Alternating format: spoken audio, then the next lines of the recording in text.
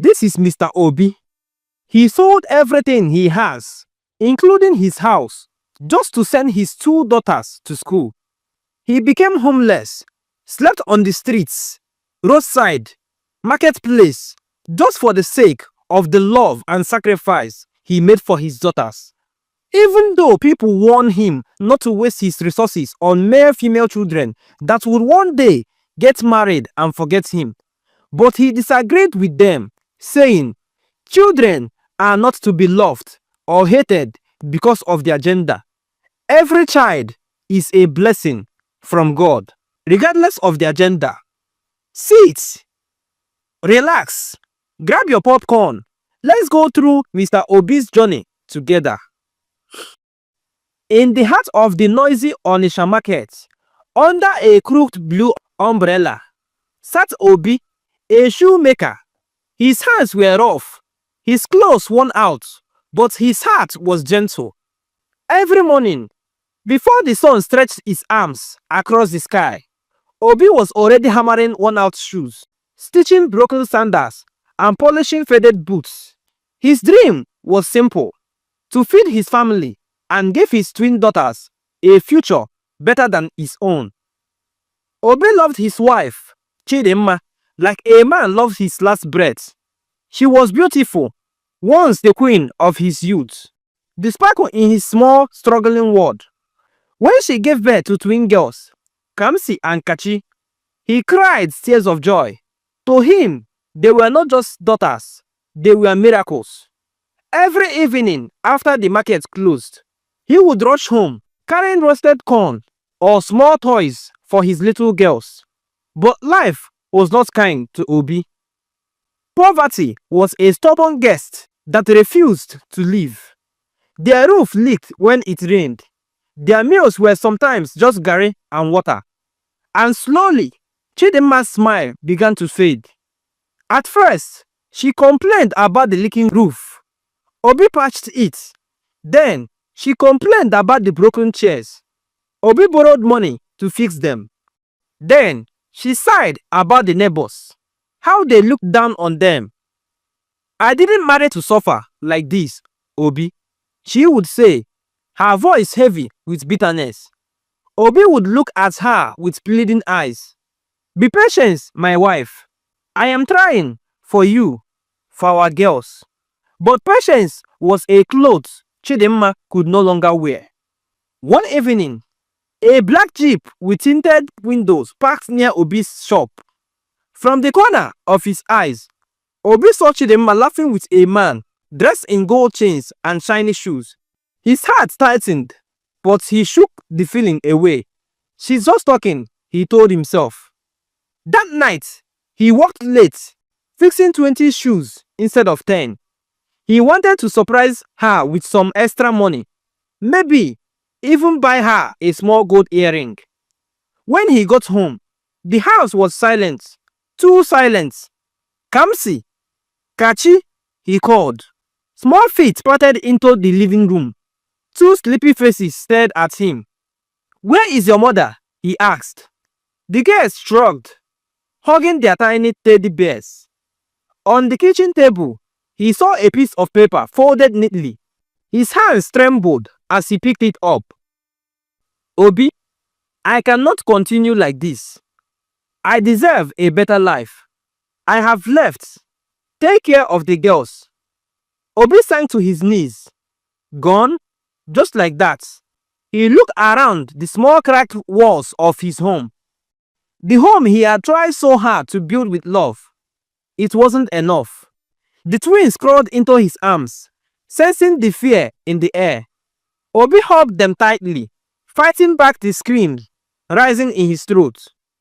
That night, as the rain drummed on the leaking roof, Obi sat awake, rocking his daughters. The walls whispered loneliness. The wind carried the smell of betrayal. Obi realized something painful that night. He was now alone against the world. The days after Chidimma left were the hardest of Obi's life. He moved like a ghost through the bustling markets, his eyes hollow, his heart heavy. People watched him from a distance, some with pity, others with scorn, but nobody dared to say anything at first. Then the whispers began. His wife left him because of poverty. A woman selling tomatoes said, laughing with her friends. He gave birth to only girls. No male child to carry his family name. Another trader added. 2 useless daughters, some muttered under their breaths. Obi heard every word, every single one, but he kept stitching shoes, kept hammering holes, kept breathing, because 2 little souls were depending on him. At night, when he got home, he would sit under the broken ceiling, watching the moonlight pour through the holes in the roof. His daughters would crawl up beside him, their tiny arms wrapped around his waist. Daddy, where is mommy? Kamsi would ask, her big eyes searching his. Obi would smile, a painful smile that didn't reach his heart. She went on a journey, he would whisper. She loves you very much. He refused to poison their hearts with bitterness. But in his own heart, a quiet war was raging. One Sunday afternoon after church, some elders came to visit him. Gray-haired men, their faces carved with the wisdom and pride of the village. They sat in Obi's little living room, drinking water from cracked cups. Obi, the elders began, you have tried, but you are a man. You cannot raise 2 girls alone. Remarry, another said, nodding his head wisely. A good woman will take care of you and the children. Obi sat quietly, staring at his collapsed hands. Finally, he spoke. No. The elders looked at each other, surprised. No? The elders repeated. Why not? Obi lifted his eyes. There was a fire burning there, a gentle but fierce flame. I will not bring a strange woman into my daughter's lives, he said. I will not let anyone treat them like outsiders in their own home. They are my hearts. I will raise them myself. The elders sighed. Your head is strong like a goat, one muttered under his breath as they left. The mockery wasn't after that. Women in the market would whisper loudly when he passed. Look at him, father of girls. Who will inherit his name? All this suffering for girls that will marry and live one day. Obi said nothing. Each insult was like a blade slicing through his pride. But he wrapped his pain tightly around his heart, protecting it like armor. When his daughters needed new school shoes, he went without food to buy them. When they needed books, he worked late into nights under a dim kerosene lantern, sewing broken sandals and old slippers. Sometimes, he sat awake until morning, wondering how he would pay school fees. But every time he saw their innocent faces, their sleepy smiles, he found the strength to continue. One rainy evening, after a long miserable day, Obi sat by his little stove boiling beans for dinner. Kamsi and Kachi were coloring pictures with broken crayons. Out of nowhere, Kachi looked up and said, Daddy, when we grow up, we will buy you the biggest house in the world. Obi laughed, a real laugh, deep and pure. My queens, he said, pulling them into his arms, you already give me more than the world. At that moment, Obi made a silent vow. No matter what it cost him, he would protect his daughter's dreams. He would walk barefoot if he had to. He would face the laughter, the gossip, the hunger, anything, because love is not just a word. It is a lifetime of sacrifice, whispered in the dark, and Obi was ready to pay the price. The years rolled by like slow cats on a muddy road. The world changed, the seasons turned, but Obi's life remained the same. Work, struggle, and love. Kamsi and Kachi were growing fast. They no longer needed him to tie their shoelaces or wipe their noses. Instead, They started helping him after school. They would rush to the market, sitting beside him under his crooked blue umbrella, helping to polish shoes and arrange slippers. Their laughter was music in the dusty market air. Even the harshest traders softened when they saw them. Obi, your daughters are beautiful, sharp girls, well-mannered children. Obi would nod proudly, wiping the sweat from his forehead with the sleeve of his shirt. Na God, he would say humbly. But deep inside, he was bursting with pride. At night, their little home came alive with dreams. By the dim light of a kerosene lamp, the girls would spread their battered textbooks across the floor. Daddy, Kamsi said one night, her eyes shining, I want to be a doctor. A doctor? Obi repeated, smiling. Yes, she said. I want to heal people. I want to save lives. Kachi jumped up, not to be left behind. Me too. I want to be a doctor too, she said, raising her small hands in excitement. Obi laughed, pulling them close. Then, be the best doctors this world has ever seen, he whispered, kissing their foreheads. In that dark room with cracked walls and leaking roofs, dreams were being born. Dreams bigger than hunger, bigger than poverty, bigger than pain.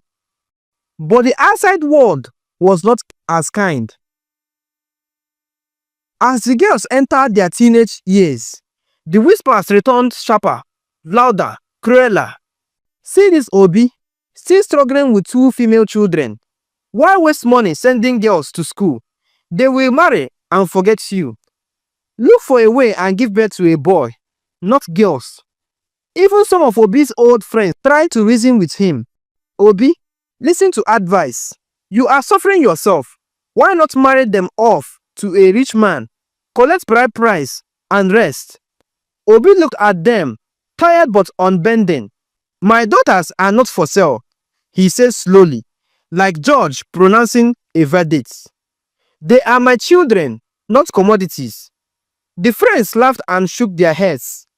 This man is crazy, one of them muttered. But Obi didn't care. Every evening, he sat with his girls, helping them pronounce big English words, helping them with difficult mathematics, even when he barely understood it himself. Sometimes, he would doze off while pretending to know what he was reading.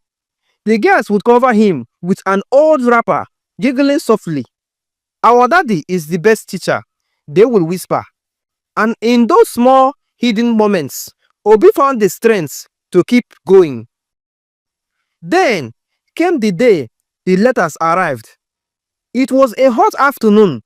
Obi was fixing the sole of a customer's boot when 2 envelopes arrived from the postman.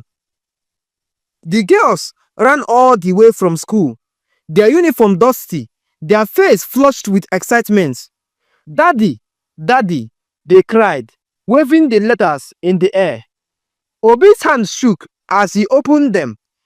2 admission letters, 2 offers to study medicine at the best university in the state. He sat back, overwhelmed. He wanted to laugh. He wanted to cry. He wanted to dance in the market square. God had heard him.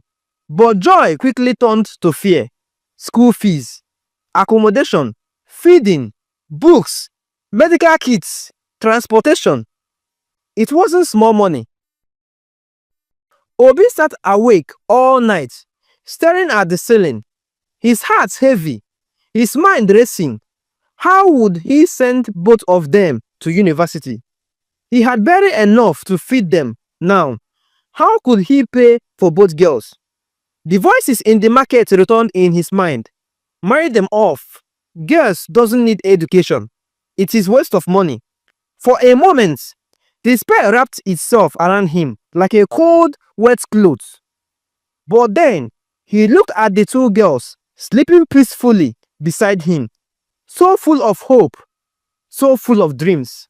And he knew he would fight for their future, even if it cost him everything. He would not let poverty steal their dreams, the way it had stolen his, not while he still had breath in his body. One day, Obi sat outside his little house, staring into the empty streets. The twins were inside, getting ready for their first day at the university. Their voices floated to him, full of laughter, full of life. But inside Obi's heart, there was a storm. He had no money for their tuition fees, no money for hostel accommodation, no money for textbooks, white coats, or medical tools. His girls had gotten admission, but the door to their future remained tightly locked. For days, Obi moved like a shadow through the market. He fixed shoes with trembling hands. He stitched sandals with blurry eyes. People noticed his sadness. "Obi, why you dey look like who lose cow?" a meat seller asked one morning. Obi just smiled weakly and continued hammering soles. Inside, he was crumbling. At night, he sat by the candlelight, counting the few crumpled notes he had managed to save over the years. It wasn't enough, not even close. Then, one night, Obi sat outside his house, watching the stars blink in the dark sky. The wind carried the smell of roasting corn from afar. He thought of his late father, the man who had given him this house, the only thing he truly owned. Selling it would mean becoming homeless, sleeping in the streets, facing shame, facing mockery. But as he thought about his daughters, Kamsi with her wild dreams, Kachi with her stubborn hope, he knew there was no choice. He would sell the house. He would give them wings, even if it meant clipping his own. The next morning, Obi wore his only clean shirt and went to a land agent. The man looked at him with surprise. "You want to sell your house? That's your only property." Obi nodded slowly. "My daughters must go to school." The agent shook his head in disbelief. "People won't understand this. They will call you a fool." Obi smiled sadly. "Let them call me what they want. As long as my girls go far, I don't care."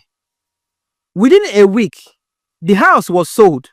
The money was just enough to pay the school fees, buy textbooks, rent small hostels near the university, and leave a little for feeding. When Obi handed the girls their admission letters and small envelope filled with money, he smiled so wide it hurt. "My queens," he said, holding their hands, "go and shine, go and conquer." The girls hugged him tightly, tears rolling down their cheeks. "We will make you proud, Daddy," they cried. Obi didn't tell them where he would sleep. Obi didn't tell them where he got the money. He didn't tell them that he sold their home.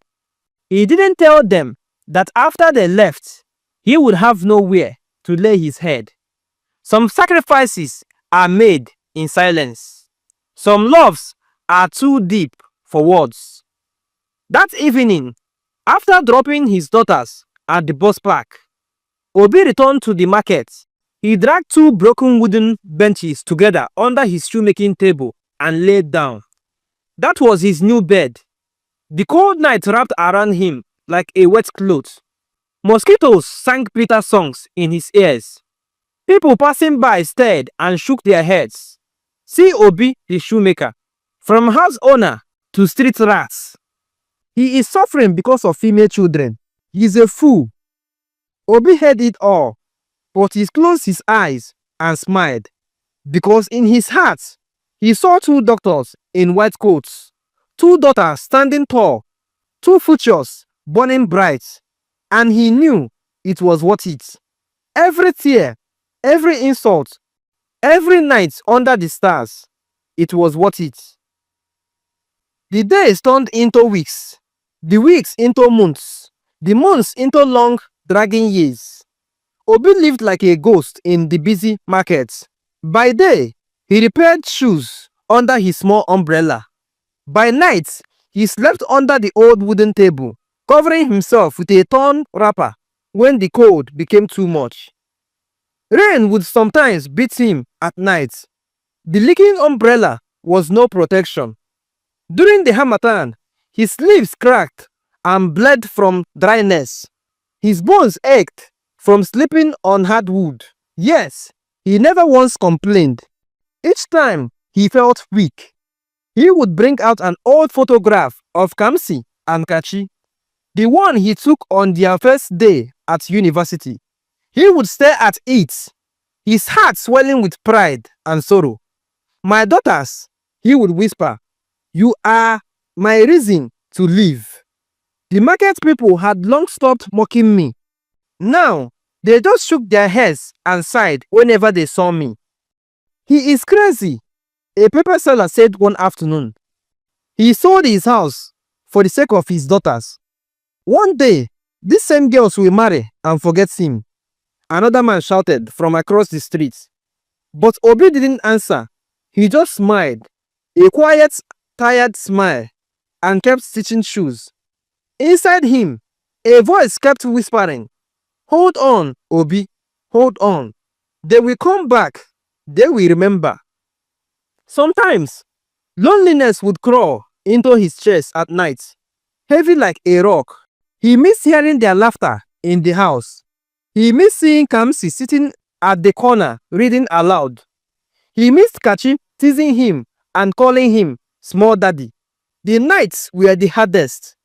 When the markets closed and everyone went home to warm meals and cozy beds, Obi stayed behind alone, cold and hungry. He would look up to the stars and talk to God. "Please watch over them," he would whisper. "Keep them safe. Give them success. Let me live long enough to see them make it." His prayers were simple, not for riches, not for fame, just for his daughters to rise, to achieve the dreams they planted under the broken roof of their old house. Time passed. Many who mocked him in the beginning forgot about him.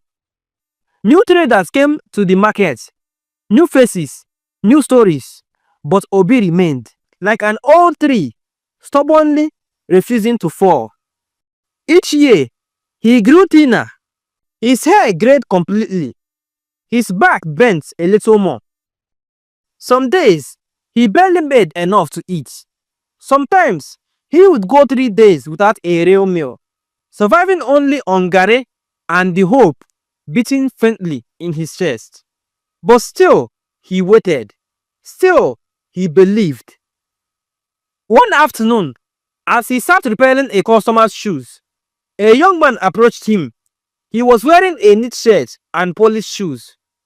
"Good afternoon, sir," the man said. Obi looked up and smiled weakly.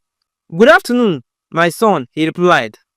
The young man hesitated, then said, "I just want to tell you, your story inspires us. Many of us are watching." Obi blinked, surprised. He didn't know that anyone noticed him anymore. He didn't know that his silent suffering had become a silent lesson to the world. The young man gave him a bottle of water and some food. Obi took it with shaking hands. "Thank you, my son," he said, tears gathering in his eyes. That night, under the stars, Obi ate his small meal and whispered his prayers again. "My God, I have nothing left, but I still have hope." He didn't know that miles away, his daughters were planning something that would change his life forever. He didn't know that the seeds he planted with sweat and tears were about to bear sweet fruits. All he knew was to wait, to believe, to endure, because love never gives up. Love never loses hope. And Obi's love, pure, selfless, and unwavering, was about to be rewarded in a way he never imagined. The sun blazed hot that afternoon. Obi sat by his tiny shoemaking table in the market, bent over a torn sandal.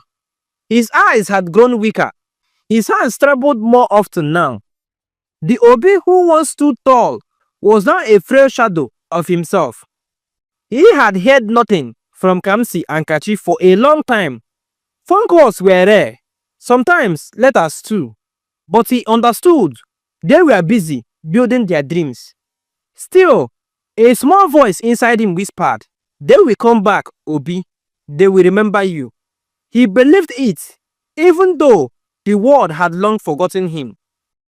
That day, as he stitched the sandal with slow, tired hands, he heard a commotion at the entrance of the market.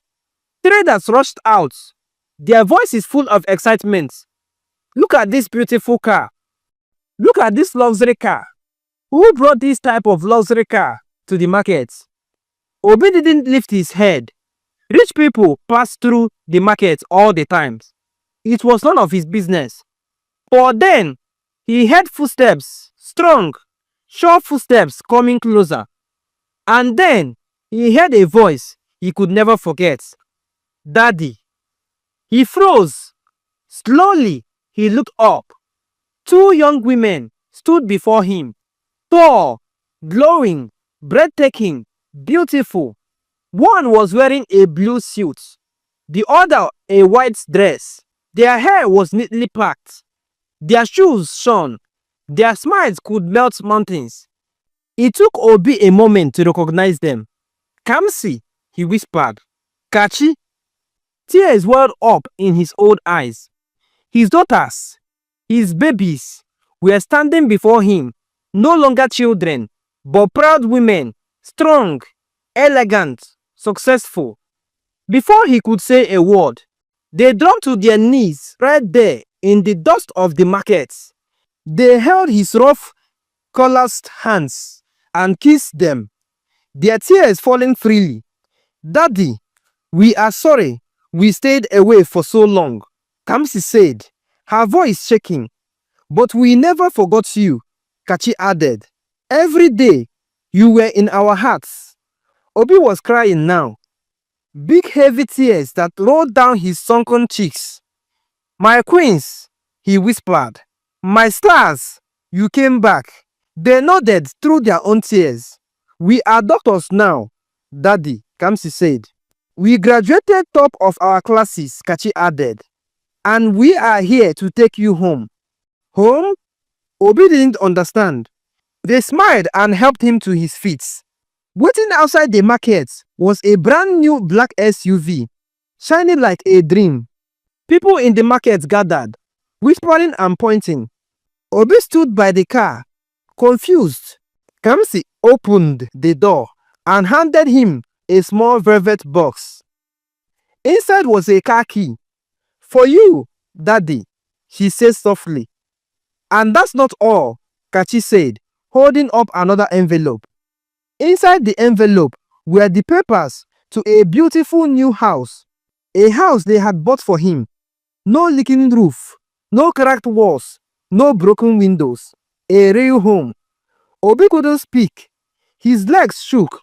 His heart beat wildly. He thought he was dreaming. "Your suffering is over, Daddy," Kamsi whispered. "You gave us everything. Now it's our turn." Obi fell to his knees on the hot pavement, raising his hands to the sky. "Thank you, God," he wept. "Thank you for not letting my labor be in vain." The crowd cheered. Some people wiped tears from their eyes. Even those who once mocked him now clapped their hands in admiration. Obi stood, taller than he had in years, not because of the car, not because of the house, but because he was the richest man in the world, the father of two queens who loved him more than life itself. They opened the car. He entered. The SUV cruised through the streets of Onitsha, heading toward the outskirts where a quiet estate stood. Obi sat between his two daughters, feeling like he was floating in a dream. He looked out the window in wonder. The tarred roads, the clean environments, the big houses that looked like places. Surely this could not be for him, but it was real. When they arrived at the gate of a beautiful white house with a red roof, Kamsi smiled and said, "Daddy, welcome home." Kachi jumped out quickly, running to open the door for him. Obi stepped out slowly, staring at the house. It had big windows, strong walls, flower gardens, and a wide veranda. He rubbed his eyes to be sure he was not dreaming. "My house?" he asked in a whisper. "Yes, Daddy," Kamsi said. "You suffered too much for us. You lost everything because of us. Now, let us give you everything." They led him inside. The living room was painted cream and gold, with soft leather chairs. There was a big TV, a sparkling chandelier, and beautiful curtains that danced with the breeze. Obi placed his hand on his chest. It was too much, too beautiful. Tears ran down his cheeks, but this time they were tears of joy. Later, they showed him his room. It was the biggest room in the house. The bed was soft and wide. The air smelled of roses. On the wall, they had placed a big frame, a picture of Obi, Kamsi, and Kachi smiling together, frozen in a perfect moment of happiness. Obi sat on the bed and covered his face with his hands. "Thank you, God," he whispered. "You gave me daughters, and through them, you have given me a life again." That evening, they all sat on the veranda, eating, laughing, and sharing stories of the past. Neighbors passed by and greeted them warmly. Some of them had once mocked Obi, but now they looked at him with respect. Obi leaned back on his chair, watching the sunsets. For the first time in a long time, he felt peace. True peace. He realized that true wealth was not money or houses. It was love. It was sacrifice. It was family. And he had all three. As the stars filled the sky, Obi smiled. His journey had been hard, but it had led him to a beautiful ending. A home not built by bricks alone, but by the unbreakable love between a father and his daughters.